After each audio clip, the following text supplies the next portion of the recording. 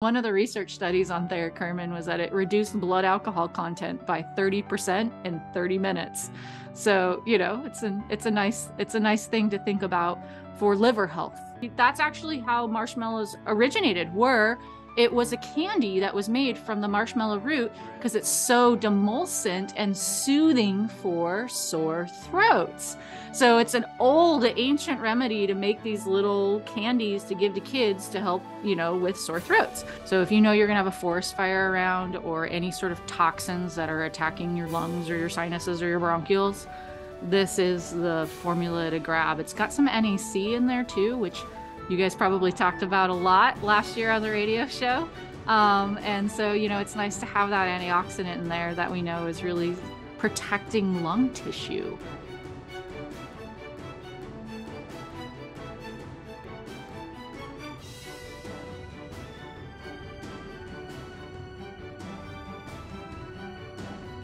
Welcome back, folks, to episode number 19 of the Healthy Habit Podcast. Back with another episode with Carrie G. Pattison, good friend of ours here, practicing herbalist, licensed acupuncturist, and trained home birth midwife. Carrie's a graduate of the NUNM, the National University of Natural Medicine, and she serves as national educator for natural factors and adjunct professor of herbal studies at Huntington University of Health Sciences. Carrie's originally from rural Alaska, and her love for travel and social justice issues in the developing world led her to undergraduate degrees focused on global development and relief, and fuels her lifelong passion for health and healing. Carrie, welcome back to talk part 2 of allergies and seasonal allergies here in the spring as we approach the spring. How are we doing? Oh, it's happening. Springtime is rapidly approaching, depending upon where you are. Not here. We're still getting randomness, but the plants will start popping soon for sure. Absolutely. So last episode, we differentiated liposomal products from quercetin lipomycel matrix, and we learned that there are different things, right? That's an important take home from that episode number 18, as well as the anti-V formula, which comes in capsules and liquid format for the vegans. You might want to choose the liquid since we don't have the beeswax in there. And then we introduced Theracurmin in the tail end of episode 18. So let's pick back up where we were on Theracurmin. And again, I asked you at the end of that episode, people have asked me, can they just juice turmeric versus using a standardized supplement like Theracurmin, which gives us an exact milligram dosage? Go ahead. Yeah. And I do think that there are definitely benefits to juicing turmeric, right?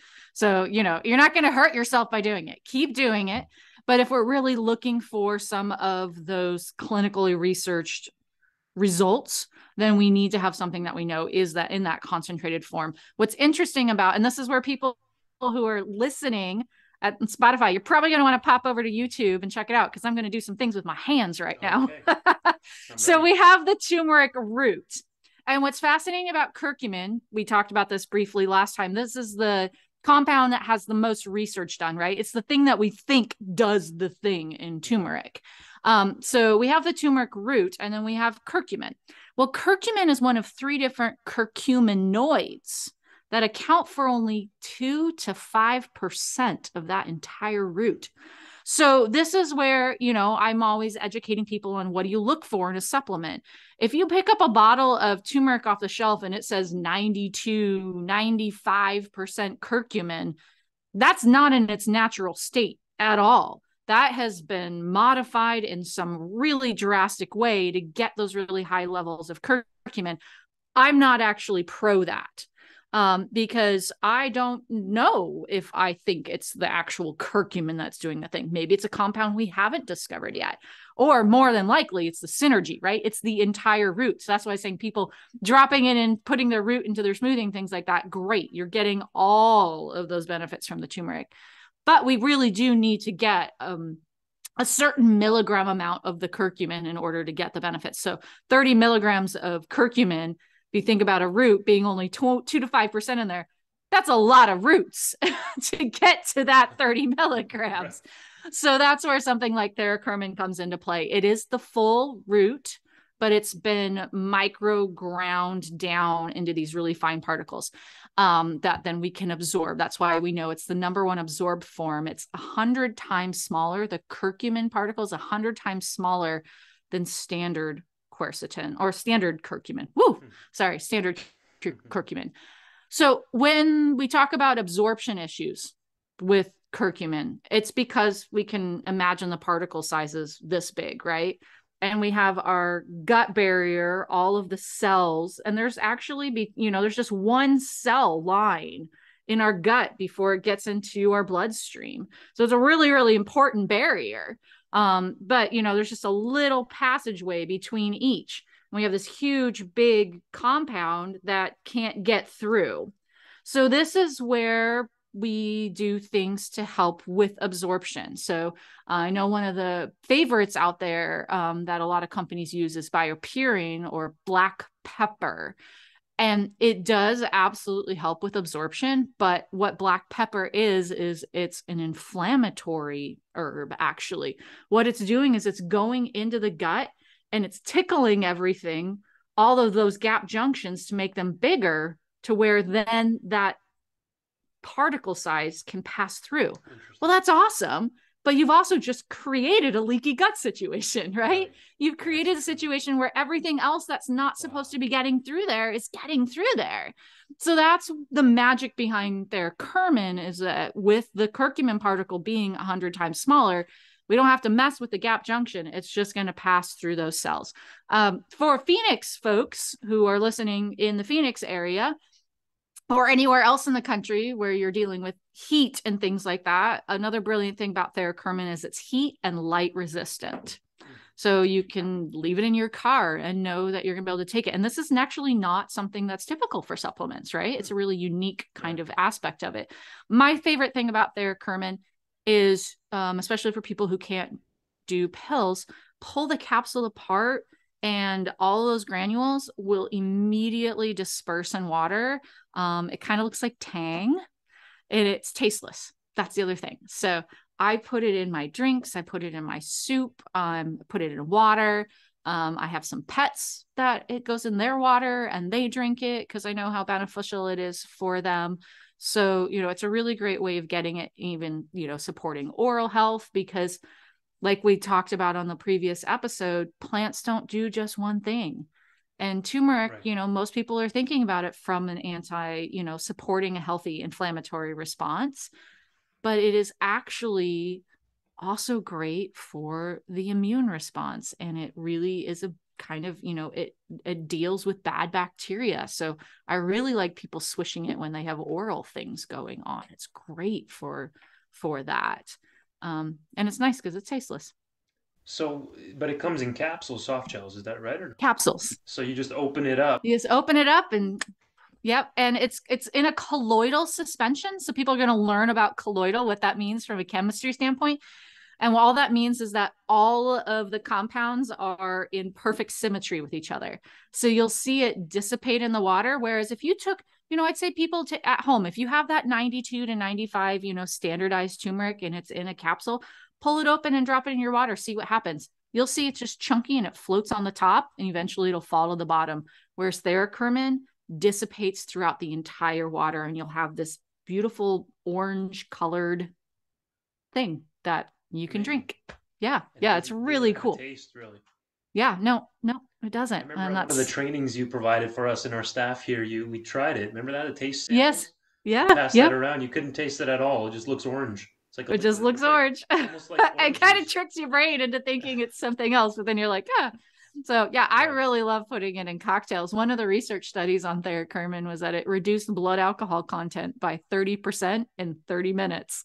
So, it's a nice thing to think about for liver health, actually. And a lot of allergy reactions can be really looked at from, we've got a lot of toxins and buildup in our liver, and we really need to support our liver. We forget how involved our liver is in our immune system and immune responses. Yeah, it's massive. So you're giving the case for Theracurmin for seasonal allergies in particular for this segment. That's absolutely. People don't have that on their radar at all for seasonal allergies. Yeah, yep. There's an actual specific study on Theracurmin and reducing or inhibiting an allergic response. So it was published in the Journal of Respiratory and Critical Care Medicine in 2017. So it's a recent study.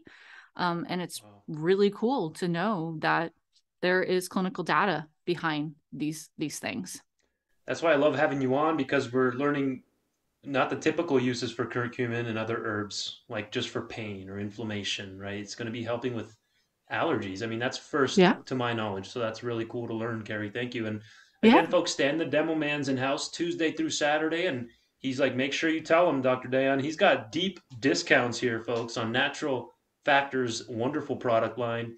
And he also has coupons and literature so you can learn more and research more. And ask Stan about Theracurmin, again, Tuesday through Saturday here at Healthy Habit Health Foods, 6029 North 7th Street in Central Phoenix, Arizona. Tell us, Carrie, about the lung, bronchial, and sinus health formula. Would this also help with seasonal allergies? Oh Would it my be a gosh. good pair? Let's One hear of it. my favorites. This is one of those ones that I think, it's not the most exciting name, Okay. but it literally says what it does. Right. So, I mean, It like, how doesn't can beat you get around the any more bush. clear than that? Like Right. lung, bronchial, and sinus. Um, so it has a lot of ingredients in here that have really wonderful properties for supporting seasonal responses. And we're looking at like bromelain being one of them in there. We know bromelain is helpful for swelling and supporting inflammation of the sinuses and the bronchioles specifically. I think we talked in the last episode about class switching with our antibodies and getting our antibodies to stop being IgE, which is the allergy antibody, and start being IgM, which is the cold and flu antibody. And I do think that there are plants in here that are helping to support that class switching thing. We know that there are some of the ingredients are helping to reduce eosinophils and CD4 cells. And so these are all about the Th2 response, which is the immune response that gives us the watery eyes, runny nose, coughing, hacking, asthma-like situations. So really preventing that, stopping that, supporting that is a wonderful thing about what the lung, bronchial, and sinus can do. So when I think about somebody who would take the lung, bronchial, and sinus, it would be like, oh, I'm a soccer player and I know that spring grass, I really have challenges with seasonal support around spring grass. So, taking this before they went out onto the pitch kind of a thing. Or it's also the one that I absolutely shove into everybody's hands during firefighting season. So if you're going to have a forest fire around or any sort of toxins that are attacking your lungs or your sinuses or your bronchioles, this is the formula to grab. It's got some NAC in there too, which you guys probably talked about a lot last year on the radio show. And so, it's nice to have that antioxidant in there that we know is really protecting lung tissue at the end of the day. So, there's all of the things that NAC does, but we forget about its ability to really protect the very, very delicate lung tissue that we have. So again, as we're speaking right now, Carrie, there's customers in the store right now in the seasonal allergy section, roaming around the lung sinus area. So again, lung, bronchial, sinus health. You see it right there in the bottle. Does it all. So it's one that's really great for helping to prevent any sort of seasonal concern, but it's also one that's really helping to support you when you're already, excess mucus, coughing, things like that. So I like that it's dual natured in its ability to support and prevent at the same time. And I like how, like you said, it's so straight to the point, this formula. It's 7 ingredients, NAC from top to bottom, bromelain, marshmallow extract, mullein, wild cherry, horehound, and ivy extract. Yeah. You and I have never discussed marshmallow. I think it's such an awesome herb. You can use it. It is. It's so soothing. Tell us about marshmallow a bit. You can make marshmallows with marshmallow. They do not look like anything that people would think would be a marshmallow, but it does have this that's actually how marshmallows originated, were it was a candy that was made from the marshmallow root Really? because it's so demulcent and soothing for sore throats. Mm-hmm. So it's an old ancient remedy to make these little candies to give to kids to help, with sore throats. And what marshmallow root is I said demulcent, but it's got a lot of juicy kind of stickiness in it and soothing, really, really soothing and coating everything in the body. So it's great for digestive issues as well. It really coats. So if we know that there's, those gap junctions aren't very happy in your gut, marshmallow root's a really nice one. I give it to people in tea form, but the plant itself, but you have to be really careful because it gets really slimy really, really fast because that's what it's doing in the body. It's getting slimy. So if we have a lung situation where our lungs are too dry, it's really going to go in there and it's going to soothe things, or our throat is too dry. It's going to go in there and it's going to soothe things. Beautiful flowers. I have them growing in my Really? garden, Wow. these huge stalks of Althea. So yeah. And then these massive, massive big roots that you can literally break and see the stickiness in there. And I know some people didn't catch that, but some did. You mentioned Althea. That's just the botanical, official, scientific Yes. name of marshmallow, Althea officinalis. I have an herbalist friend who named her daughter that, which I mean, I Really? just think is really beautiful. That's a Like cool it's name. beautiful name. Yeah, for sure. Marshmallow. Her name's Marshmallow, essentially. Her name is Marshmallow. So, as far as I know, we're always using the root of that plant, right? I've never seen a Correct. leaf being used, and right? I've read some things historically where there were some First Nation groups that might have used it in Okay, smoking blends and things like that. And smoking blends are so fascinating to me, right. especially from the perspective of lung support. But yeah, it's the root that we really want to get the demulcents from. Yeah, we won't be. Mullein is an herb for sure that the all aspects of the mullein plant, from the root to the leaves to the flowers, that one's all used in medicine. Interesting. In this particular formula, it looks like the leaf is what's being used for the mullein, right? Correct. Okay. Yeah, and mullein leaves are I think this is one that really points to the doctrine of signatures, which we can talk about sometime in the future. But this idea that plants look like what they do in our bodies, and so the mullein leaf is really big and has all these little veins running through, and it really looks like the lobe of the lung with all our alveoli in there. Like it literally looks like the lung. And then if you go into the store and you have ear issues and somebody gives you mullein ear extract, that's from the flowers. And the flowers are these little yellow things that have the shape of the ear. It's so cool. So I had a couple of winters ago, mullein plant just showed up in my front yard and started growing. And I was like, I'm not cutting you down. I'm going to see what this is all about. And then all of a sudden, one of my neighbors had this horrific lung thing. And I was like, now I know why the mullein showed up. But yeah, and this is a plant that grows in literally all 50 states. So everybody has seen mullein. Nobody knows what it looks like, right? But I guarantee you it's growing in the middle of the freeway. I always think it's there, like trying to keep our air clean, doing its darndest for us. So it grows in these rosettes, and then then it shoots these stalks up, and you see these beautiful, beautiful yellow flowers. That's beautiful. Yeah, Isn't that amazing how nature works? Give us a it little is. idea of what we can use it for. So that's the Yep. lung, bronchial, and sinus health, folks. If you're having those seasonal allergies, this might be one that you can look towards. I like that. NAC is right at the top of the list there. We have the most of the I do NAC too. in there. Carrie, why is that? 200 milligrams. That's the amount that we know research is showing us we need when we're addressing certain situations. Amazing. So we have about, let's see here, about just under 10 minutes to go. I want to touch on charcoal then. That's one thing that you and I have never discussed. How can Yeah. this play a role in everything we're discussing here with seasonal allergies and Theracurmin and Well, we've been yeah. talking about seasonal allergies, but I mean, allergies in general, people have food sensitivity too. So the exact same process is happening in the body when somebody has a food allergy. So we mentioned peanuts earlier, and this is anaphylactic shock is terrifying. Like, right? This is a Mhm. life-threatening condition. And when in the previous episode, when we talked a little bit about what is happening in an allergic reaction, we talked about mast cell degeneration degeneration and all these IgE antibodies that are running through our body. Well, what happens in anaphylactic shock is that we have an abundance of these IgE that are looking for this allergen, and we get a particulate of it.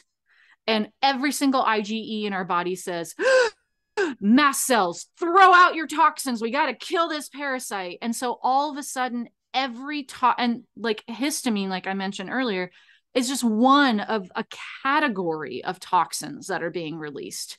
And, they're good toxins, right? That's the thing about it. Like the body is doing its job appropriately. It's just not in an appropriate situation. Yeah.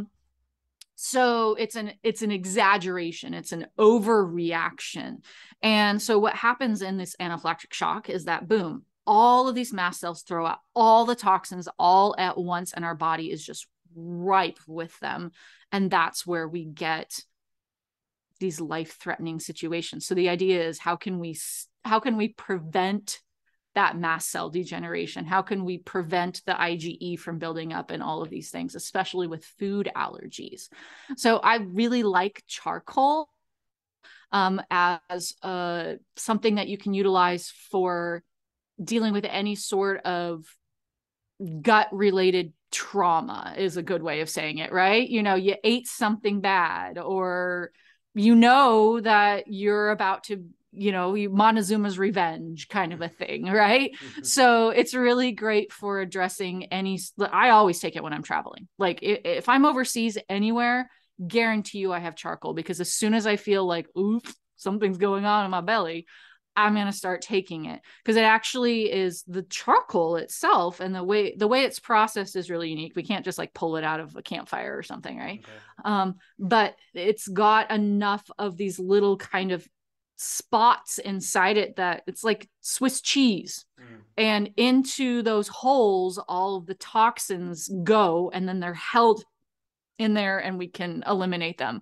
But there was research from St. Michael's Hospital in Toronto that I thought was really fascinating on charcoal and food sensitivities, where what they did is they gave activated charcoal, which is what you find in the supplement form, immediately after exposure to peanuts, and it blocked further absorption of the proteins in the peanut. And because it's not always the peanut, it's the protein on the peanut, right? Or there are so many people that think that they're allergic to certain foods or have a gluten issue. And really at the end of the day, I'm like, well, we probably are allergic to the pesticides that are being utilized, right? Like it might not be the food, it might be the chemicals that are coming with the food at the end of the day. I think this is really like such a thing, because people go, they go to Italy and they're like, I ate pasta the entire time I was there and I didn't have a problem. And I came home and I had, one piece of spaghetti and I'm sick for 2 days. I've heard that a lot. There's something to that, right? Yeah.